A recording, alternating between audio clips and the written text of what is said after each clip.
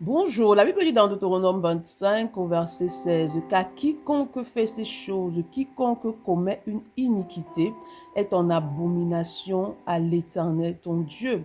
Cela veut dire que le Seigneur a le péché en horreur. Lorsqu'on parle d'iniquité, ça veut dire qu'il y a le péché qui a déjà établi racine dans ta vie. Donc c'est lorsque tu entretiens le péché, que tu demeures dans le péché, en fait, cela va créer une forteresse et cela va se transformer en iniquité. Le passage dit que celui qui commet l'iniquité, en fait, est en abomination, en fait, à l'Éternel. C'est-à-dire que le Seigneur a une aversion pour le péché. Il ne déteste pas le pécheur, mais il déteste le péché qui est commis par le pécheur, en fait. Il a une aversion pour tout ce qui est impur, pour tout ce qui est iniquité. Et il est important pour toi, en tant qu'enfant de Dieu, de manifester la même aversion pour le péché.